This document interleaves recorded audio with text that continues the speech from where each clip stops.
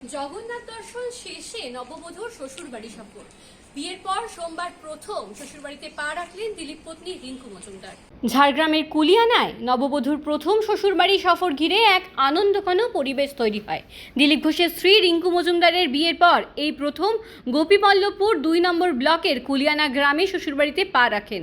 সোমবার সন্ধ্যায় পরিবারের সদস্যদের সঙ্গে তিনি এক অন্তরঙ্গ আড্ডায় মেতে ওঠেন। এই সময় রাজনৈতিক মহলে ছড়িয়ে পড়া দিলীপ ঘোষের তৃণমূলে যোগদানের জল্পনা নিয়ে প্রশ্ন করা হলে রিঙ্কু মজুমদার স্পষ্ট জানান তার স্বামী দিলীপ ঘোষ তৃণমূলে যোগদান করছেন না। অন্যদিকে ঝাড়গ্রাম জেলা পরিষদের শিক্ষা কর্মদক্ষ সুমন সাহু নয়াগ্রাম ব্লকে 3টি গুরুত্বপূর্ণ ফেরিঘাট দেউলবার, নৈহাট এবং জামিরাপাল পরিদর্শন করেন। সুবর্ণরেখা নদীর উপর অবস্থিত এই ফেরিঘাট ঘুরে দেখার পাশাপাশি তিনি নদী পারাপারকারী সাধারণ মানুষের সঙ্গে কথা বলে তাদের অভাব অভিযোগ শোনেন।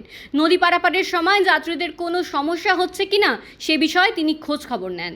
আপনি তো শহরের সবকিছু, এখানে তো গ্রামীণ পরিবেশ, এই পরিবেশটাকে কেমন লাগছে বা মানিয়ে নিতে কীরকম? আমি নেচার লাভার, আমি ভীষণ ডাউন টু আর্থ। আমার ছোটোবেলাটা এরকম, আমার মানে প্যারেন্টাল হাউসও এরকমই ছিল বর্ধমান জেলার কাটোয়াতে। তো আমার শৈশবটা এরকম গ্রামের মধ্যে দিয়ে কেটেছে, গঙ্গার ধারে। তো অনেক বছর বাদে আমি সেই আমার শৈশবটাকে খুঁজে পাচ্ছি। আর জঙ্গলমহল সম্পর্কে আমার একটুখানি আমি কিউরিয়াসও ছিলাম, একটু ভয় ভয়ও লাগতো। সেই জঙ্গলমহলের মধ্যে আমি আছি, এত সুন্দর পারিপার্শ্বিক বাতাবরণ, গাছপালা, খুব ভালো লাগছে আমার। পরিবারের লোকজনের আন্তরিকতা, যখন থেকে এই গ্রামে আমরা এন্ট্রি করলাম তখন থেকে নিয়ে এখন অবধি কয়েকটা মন্দির দর্শন হলো, খুব ভালো লাগলো। পাশে মুরগির পোলট্রি, এখানে সুন্দর গরু বাড়ির মধ্যেই। এই যে দীঘা মন্দিরে আপনারা যখন জগন্নাথ মন্দিরে গেছেন, তারপর থেকে রাজনৈতিক মহলে একটা জোর জল্পনা চলছে, এই বিষয়টাকে নিয়ে কী বলবেন?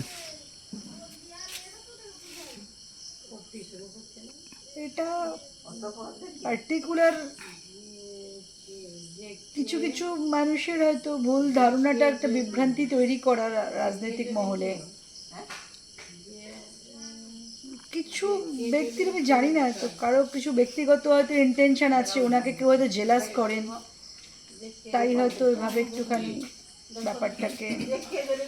আগামীকাল বঙ্গ বিজেপির যে বৈঠক, সেখানেই দিলীপ দাকে ডাকা হয়নি, এমনটাই কিন্তু সব জায়গায় জানা যাচ্ছে, এই বিষয়টাকে নিয়ে কী বলবেন? উনি তো এখন কোনো পোর্টফোলিও হোল্ড করছেন না পার্টির, তো কখনো কখনো ডাকেন, তো তখন তো জানতো উনি। যেমন এই অ্যাক্টিভ মেম্বারশিপ ক্যাম্পেইনের জন্য ওনাকে বলেছিলেন, তো উনি গেছেন অনেক জায়গায়, ক্যাম্পেইন করেছেন, কাজ করেছেন। শেষ প্রশ্ন, দিলীপ দা কি তৃণমূলে যাচ্ছেন, যেটা রাজনৈতিক মহলে এই মুহূর্তে চর্চার বিষয় হয়ে দাঁড়িয়েছেন? কোনো দিনই না, এটা কোনো দিনও সম্ভব না। Thank you.